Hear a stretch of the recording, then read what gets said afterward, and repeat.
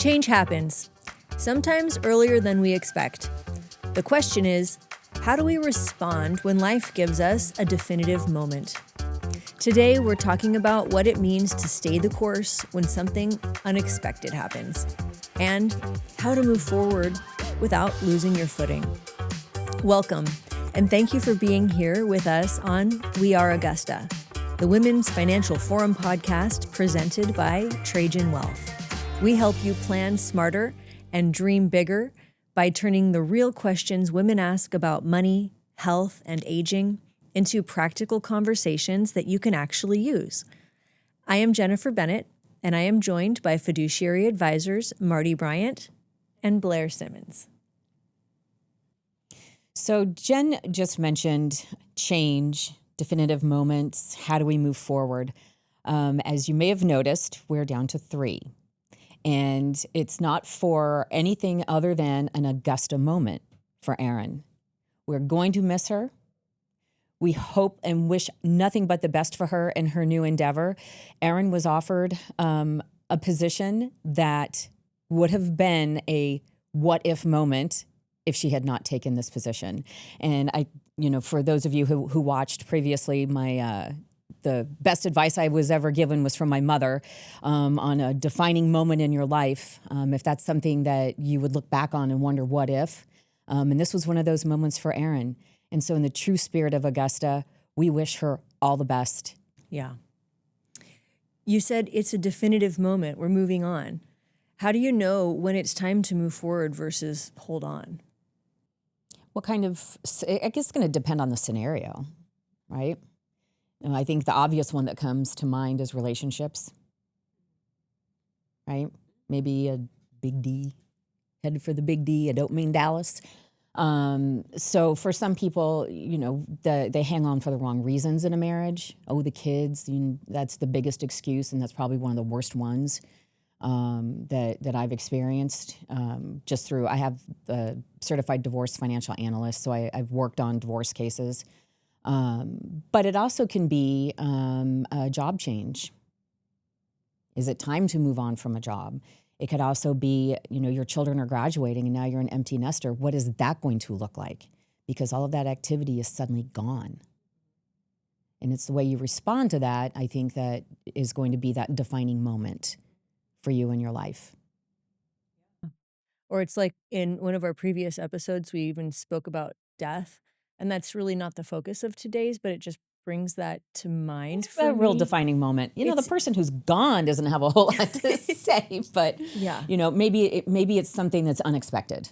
Yeah. Right? Somebody is in an accident, and now we suddenly have to make a plan, something that you weren't thinking about or ready for. Yeah. Sometimes there there's no question about it. I have a brother who actually is paralyzed from a motorcycle accident when he was 21.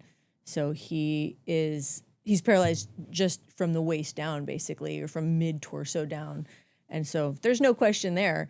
Mm-hmm. He had to regroup and refigure his life because he had to have a new life after his accident. I always kind of brag on him a little bit because he used it as a way of improving himself. He went to school, he became an engineer in the aerospace. He's never spent any time loathing in self-pity. It's hard because when you pivot something like that, it is easy to kind of get stuck. You do have to kind of mourn the past. You have to mourn, to a degree, the thing that you're leaving behind. There's no bridge, but you're just kind of using a swing or a rope to get from one side of the crevasse to the other. You have to really focus on where you're landing more so than be worried about where you're leaving from, because you're not going back there. And generally it is going to involve emotion, and some that are going to be difficult to handle. So, there's, the 5 stages of grief. Anything it doesn't necessarily have to be somebody passing away that you go through all of those stages. But be gentle with yourself. Allow yourself, once you decide that it's time to move on, okay? We can talk about it in a basic of, I really love my stock. I want to hang on to this in perpetuity. Well, maybe you don't get rid of the whole thing. Maybe keep a little piece. When we're talking about in, more of the real life situations, such as a divorce, that is one of the most difficult decisions you're probably ever going to make. And counseling will help. But there are places that you can turn to that nobody's going to even have to know. Do something for yourself. Take a step out of that situation. Get a perspective. Get your feet grounded. Maybe go do something you wouldn't necessarily do. Unless you change the routine that you're in, nothing is going to change. It takes one small little tiny change to set you on a new path. Maybe that's how you can deal with it, in little tiny pieces, so it doesn't feel so overwhelming. Something as simple as journaling I find is helpful when you're in a place like that, trying to figure things out. Just writing things down can simplify it a little bit and make it feel a little bit less overwhelming. Or you can scream into your pillow. Yeah, definitely. And also just, kind of stopping and asking, will this still have the impact it does on me today, next month? Mm-hmm. And then if the answer is yes, what about 2 months down the road? What about 6 months? What about a year? What about 5 years from now? How will have this moment impacted me? And then maybe trying to flip it a little bit and seeing, what the positive side of that could be. So when something is changing and that change feels too fast or abrupt and we weren't seeing it coming, and in that moment it feels like such a negative thing, but forcing yourself to look ahead and asking, how, what could happen due to this change that I'm not thinking of yet. Especially when it comes to the financial part of things. That's going to be the easy part. The easy part is separating the numbers. If it is a divorce or the ending of some type of a relationship where you had things commingled, you can just sit down and write it all out. What does my lifestyle look like? How much do I need to live off of? How much do I need to survive? And you can, get that in alignment. As long as you can get a grasp on something to ground yourself, it might not feel as overwhelming. Thank you for joining us, Augusta. We'll be right back after this.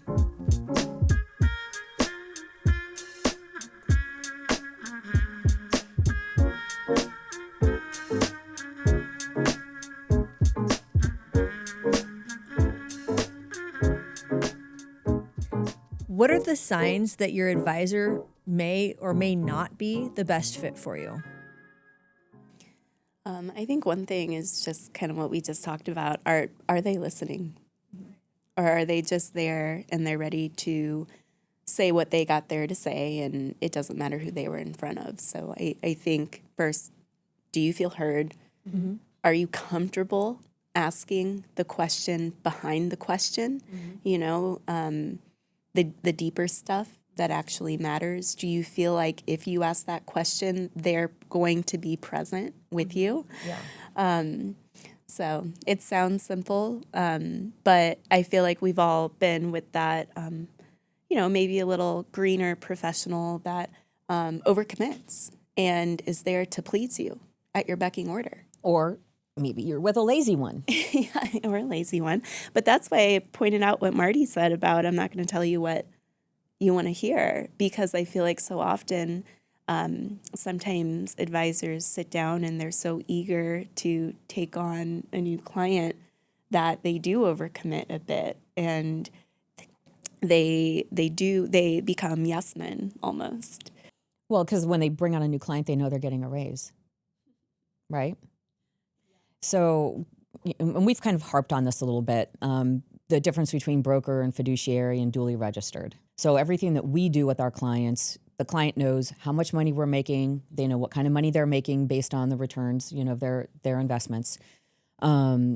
So when I speak with new prospects and I ask them, what is the purpose of the investments that you own? What has that advisor set you up for? Why are you in what you're in? They don't know.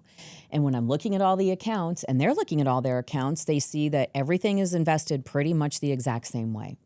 The same mutual funds or the same ETFs, very little stock most of the time, because that means that that person actually has to manage their account at that point in time, or they just set it there as a placeholder. So if you don't know the purpose and intent of why You own what you own. That person is only investing your money. They're not actually managing anything for you. And when we use the term management, you got to think about it as your entire financial world. It's not just what they can bring on and get paid for. It really is, where's your house come into play, your cars, maybe you need to have a new washer and dryer, or in Arizona, you need a new air conditioning unit at some point.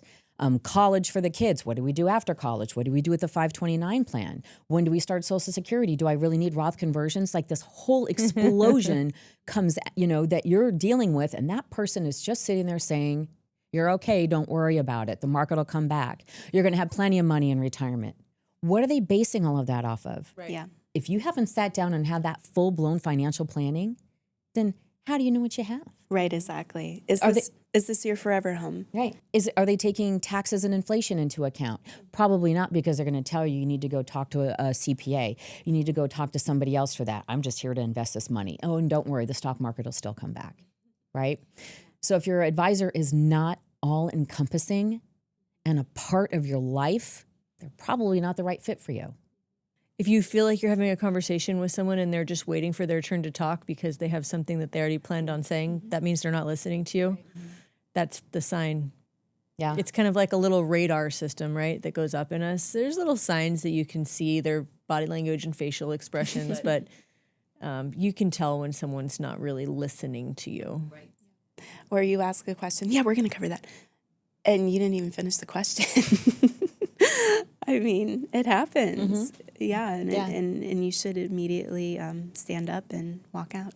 If your advisor has an agenda. Yeah, or a cookie cutter plan, Yeah, because like you said, I mean, the stock market will come back, but I mean, where are they? Where are we on their time horizon? Right. Does this matter more or less? Do they have, or the other day I asked a couple, is this your forever home? And that's a normal question that we might ask in different ways. But it matters because it's like, okay, well, yeah, you guys look like you're in great shape, but is this it? Is there going to be a bright new mortgage for $5,000 or $6,000 a month? Because if we're not taking that into account with your income needs now, you're not actually in great shape, and maybe we can't take that early retirement.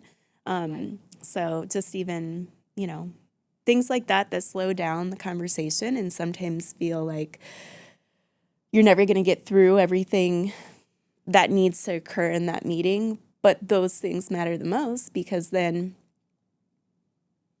the plan actually works the way it's supposed to. Do you have a cadence with your advisor, or do you call them?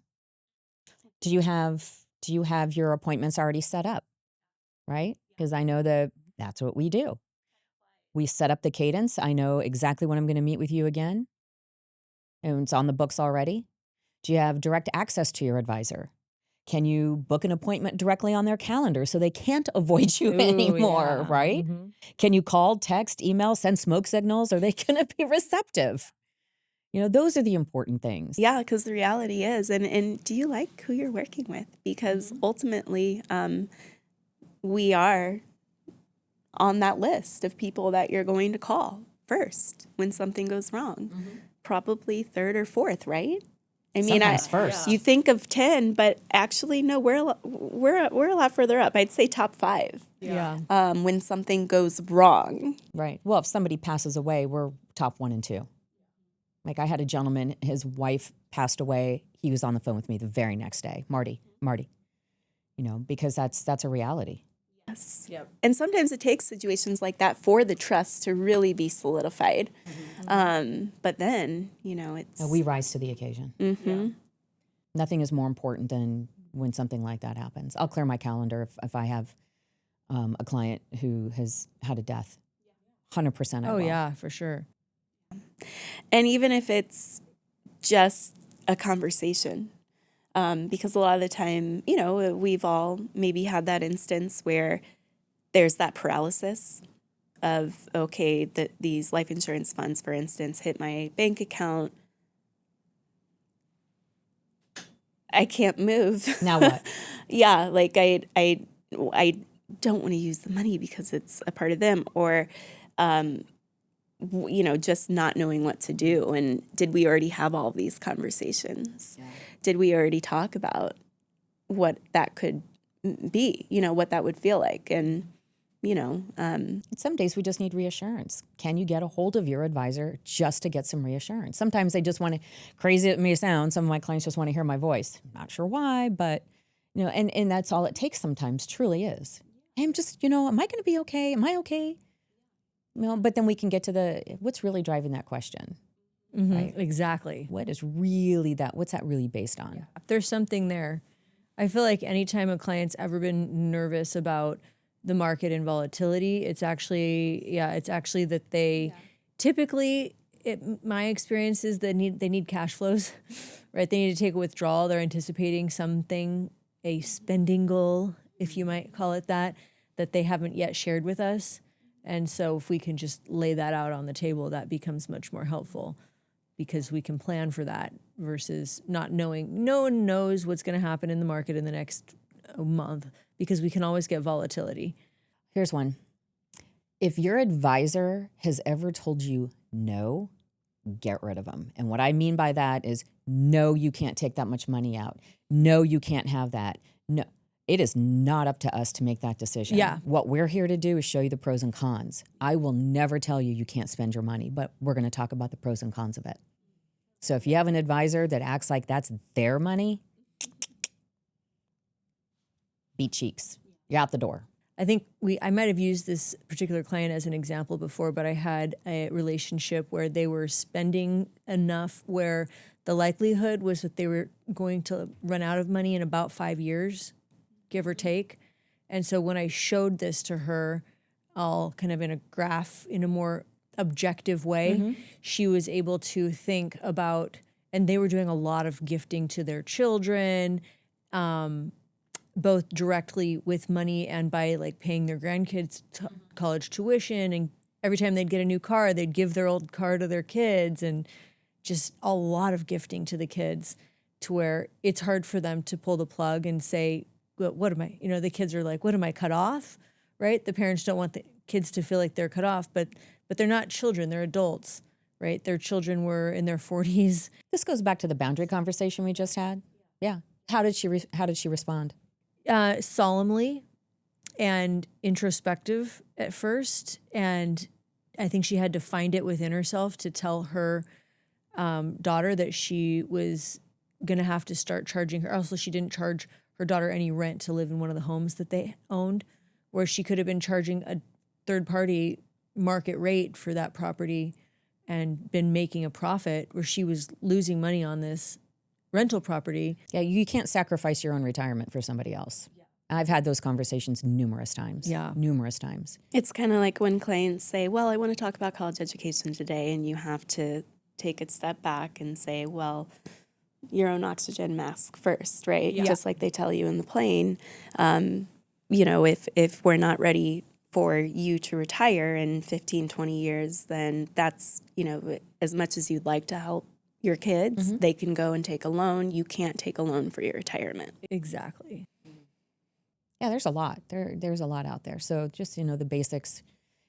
I guess the bottom line, if you don't want to put that much thought into it, if you don't feel good, find someone else. Yes, exactly. You should feel reassured after you meet with your advisor, if nothing. Even if there's like a lot of work to do here, we're not in the best place, we're not on the most ideal track, but there's a way to improve it, right? Yeah. That's where the reassurance piece comes in. Or even just someone saying, and I keep going back to this because I love it so much, but somebody just saying, I'm not going to tell you what you want to hear, and kind of setting that stage of, hey, you're not in the great, you're not in the best case scenario, but here's what we're going to do. And you might not like what I say all the time, but I promise you that I'm going to tell you what you need to hear. Exactly. How do you evaluate trust when you do not fully understand the technical side of finances? You shouldn't have to understand the technical aspects of finances. And if you feel that you're with somebody who you need to, then you should not be with that person. I don't need to talk to you about moats or, naked calls, puts. You don't need to know all of that stuff. If you want to, I'll tell you, but that's not something we do. Yeah, like when it comes We're not up gonna take that kind of- circumstantially, Yeah. that's Yeah. when we'll talk about it. Yeah. You need to understand what you own and why and what the ramifications can be in the future or currently, but we don't need to get technical. That's not your job. I want to know when I flip the switch, the electricity is going to come on. I think that's part of knowing your client too. Just, what's going to give them what they're really asking. Right. So there's a dance, an art. That's the art of it, right? 100%. Yeah. And I think sometimes it's also being straightforward enough with your clients to tell them, don't get too caught up in the details. Like, we can go through this, but at the end of the day, this is what you need to know. Basically, you're just going to get stuck in analysis paralysis if we keep diving further. That's not being technical. If you really want to be technical, you're not going to be looking at them every single day. You have to be objective about it. And in reality, if you really want to understand if you really are doing well, why don't we take a look at the last 3 years? Let's take it in chunks, a tranche of how you're doing, because no advisor looks at it in short term. This is long-term investing. Yeah. So if you have a technical question, don't hesitate to reach out. You can email us anytime at weareaugustapodcast.com. We'd love to hear from you. Mm-hmm. And hearing from you lets us know where you're at, what's connecting and what's not. So the better we understand, the more we can help. Yep. And if you just have a comment, we'd like to hear that too. We'll be right back, and we're glad you're here.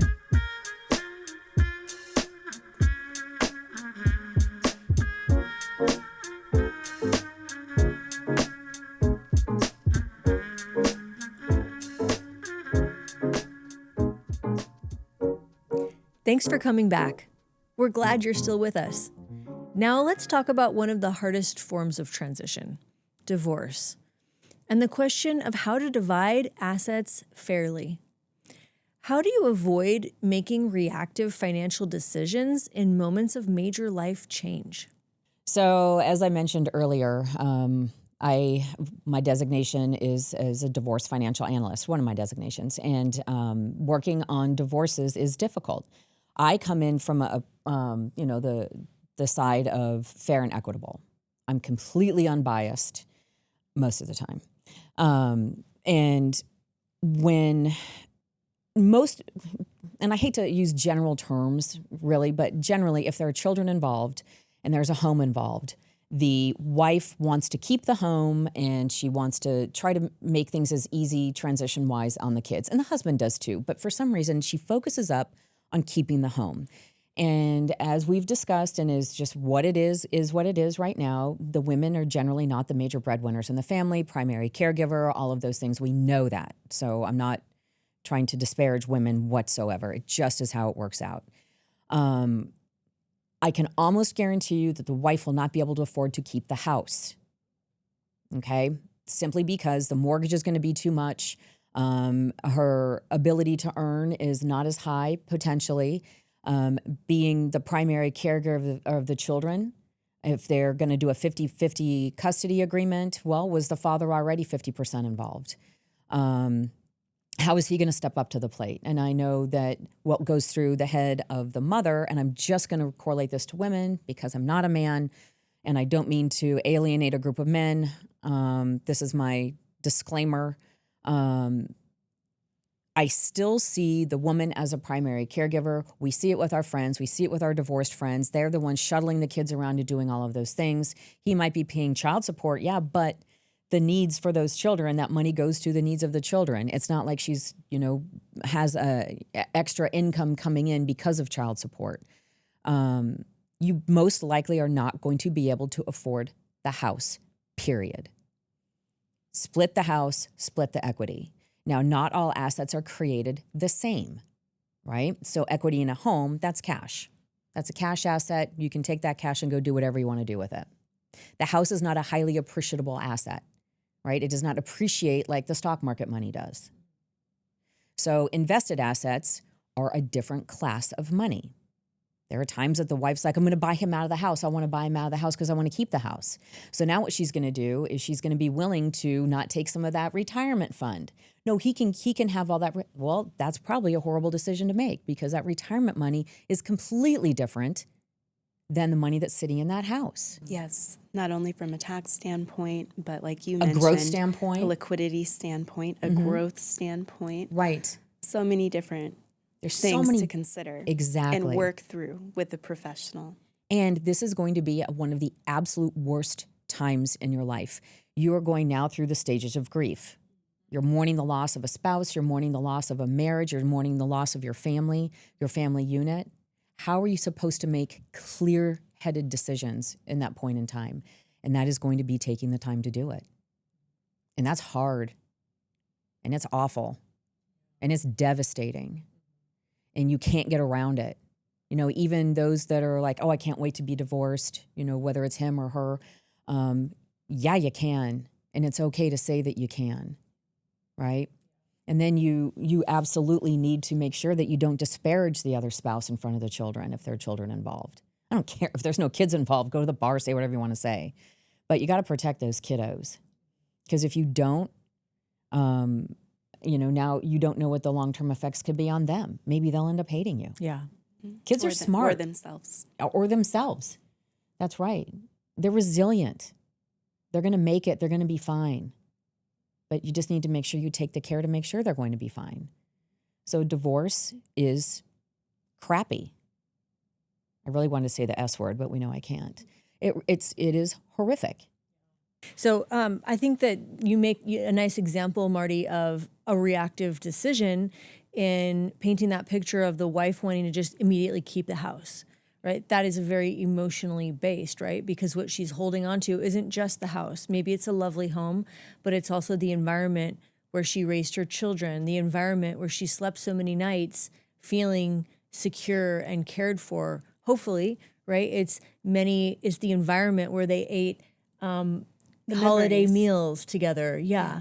It's the home where maybe they celebrated birthdays or Christmas or Passover or whatever happy moments that they had together as a family unit.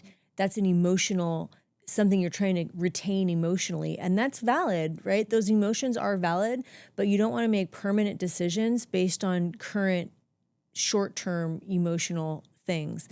Because what you're not thinking about when you decide, I want to keep the house and oh well with the splitting the 401k is how are you going to maintain that household in the long run if you have no source for cash flow when you're not able to work or when you eventually retire. And then the impact there is because the house was so important, they do anything and everything to keep that going and to keep that afloat. And in the meantime, that's robbing them of any free cash flow to rebuild the investment accounts that they bargained for less than half of. Or even just live a normal life, Yeah. right?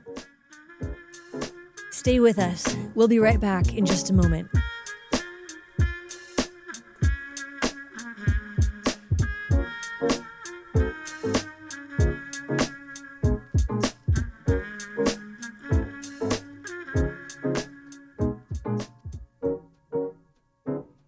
Welcome back. Let's pick up where we left off and close with something hopeful. The energy you give is the energy you get back. What you put out, you get back. That is true emotionally, and it is true financially. How do small, consistent decisions today compound into long-term stability? So I read something very interesting yesterday, and I don't remember where, it was online, but it was a comparison of two different trains of thought. One is a very well-known person, lives in Tennessee, and the other one was just numbers doing a comparison. So people who say that I need to be out of debt, I need to be completely out of debt before I'm going to really start saving, versus the person who says, well, I'm going to pay X number of dollars towards my debt, and I'm going to invest in myself. And at the end, I mean, it was mirrored. The person who did not pay off all their debt up front and concentrate on that had less money in the long run than the person who was was smart and consistent. Yeah, I got a whole lot of debt, but I'm willing to pay $5,000 a month to pay that debt down, or however much it is, and I'm willing to take the rest of my money and I'm investing in my 401k. I'm not just getting the company match. I'm putting extra funds in there, and any additional money I have left over, I'm going to put in another savings account, and then I'm consistently going to be paying down the debt that I have.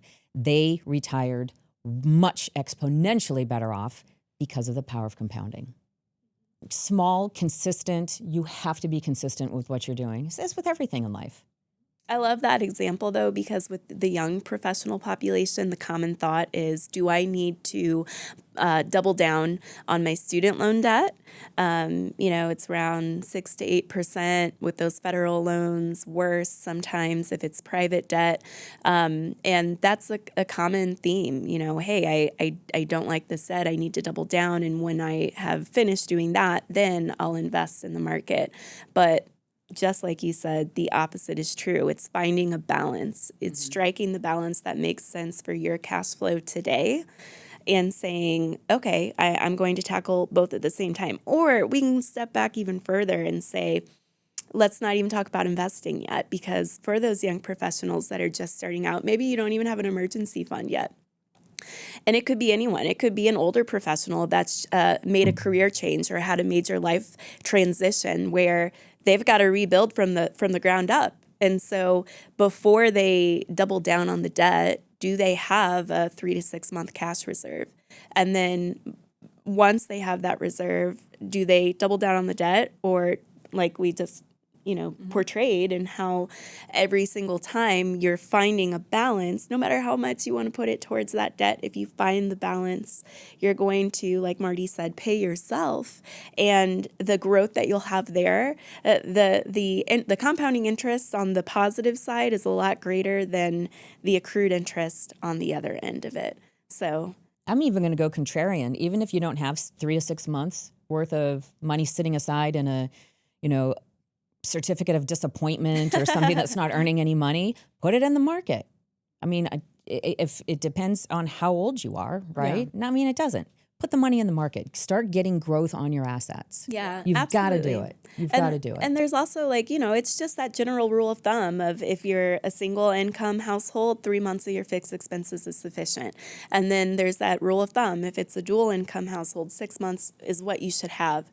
But like you just said, it depends on so many other variables. What's the cash flow like? Can we rebuild this emergency fund within a couple of paychecks? Well, then maybe we don't need to be so safe. Maybe we can take on more risk and invest right away. Is that kind of where you were going with that? No, I was just don't focus on paying off debt. Focus on paying yourself.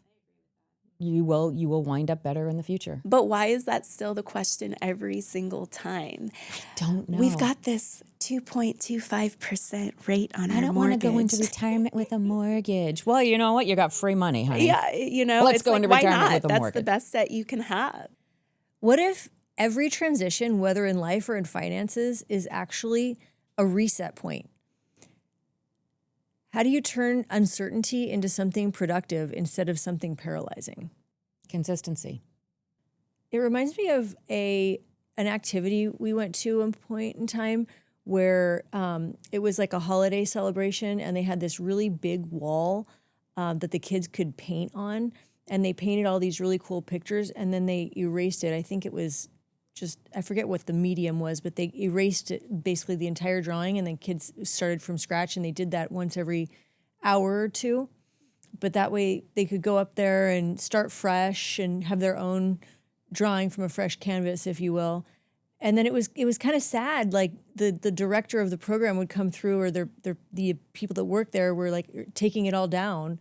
And it was kind of sad. So you try to take a picture of it real quick so you'd be able to have like a piece of your kid's artwork, and then they started over. So it's like that fresh slate feeling. There's no such thing. So I'm just gonna say that there is no such thing as a fresh slate, especially when it comes to finance. We can't erase the past unless you're going to zero. Then you're not getting a fresh slate, right? And if you go to zero, then we've got really, really big problems ahead. The headwinds are, daunting. So there is no such thing as a fresh slate in finance. You can't just erase like what you're talking about. Nothing goes away. It's maybe you retrain your brain. What caused that reset to happen? Was the reset because of an event? Was the reset because of a decision you made? Why are we there? What event happened that is making us even think about something like that? And how can we, number one, make sure that event doesn't happen again? Number two, work our way through that event, right? Was it at our own hands? Was it something that was completely unforeseen? So COVID, that was completely unforeseen. Yeah. There were so many people that were on a great path, and then next thing you know, the rug is being ripped out from underneath them, whether they lost a job, they don't have a job to go back to, they had no job to work at, especially, in our services industry. I can't even imagine what some of those people went through. That was not a reset. That was a horrific event. So what we do, how we pick ourselves up and move forward is what is going to determine how you're going to recover. I would expect that there should not be too many events like that in our lifetime. I would expect that it only takes us one time to get our hand burned on the stove before we're not going to touch the stove anymore. So if that reset was due to a decision that we made personally, let's not do that again, right? Let's be more cognizant of what is causing us to have some kind of a reset, so to speak. Doesn't mean don't get married again. Maybe don't commingle assets ever again, right? Have a prenup if we're talking about on the divorce side. When we get older, there's no reason to commingle assets, in my opinion, okay? Unless we need to have the other person's Social Security benefit. That would be a benefit. If you're married and person dies, you get the largest Social Security benefit. But there are things that we can do to hedge against that. So I feel that there is no such thing as a clean slate. Yeah. And like you said, sometimes it's just, did you refer to that as a reset instead of a clean slate? Is that what you said? Yeah, there's really no a reset either, right? Maybe we can rebalance. Maybe we can meet you where you're at and come up with a new strategy that we would need to implement. I just think about how many people, it was so exciting to see during COVID, how many people actually, came out of that using it to their benefit and, quadrupling, whatever it is they were doing before with something that they're that much more passionate about. I was lucky. I got to see a lot of clients, whether it was them getting laid off during COVID or, a lot of the time they got laid off or they got fired or, there was downsizing. Things happened during COVID or they didn't have the opportunity to work remote or just the number of things that happened during that time. And then how some of those individuals, instead of staying kind of stuck, they said, okay, how can I use this catastrophe to my benefit? What's still needed? And a lot of them really utilized COVID to blow up and just go, forge a completely new and different path than what they were on. So that was really exciting to see. And I think it's just a good example of what we've been talking about today in terms of how sometimes taking the pause, it doesn't mean stopping, but those little things are compounding and, giving breath or birth to that idea that you've had for so long, but there was no real opportunity to capitalize on, maybe due to time with the 9 to 5 or whatever that may have been. So staying the course does not necessarily mean that nothing changes. And sometimes the new beginning is just the next faithful step. To Erin, we love you and we wish you the very best on your journey. We Are Augusta returns with a new conversation about what it means to build forward when life changes shape. If this episode helped you think more clearly about trust, transition, and fairness, come back with us for the next one. Thank you for joining us today. If this conversation helped you feel steadier in the middle of change, share it with someone who could use a little more calm and a little less confusion. We are powerful. We are together. We are Augusta.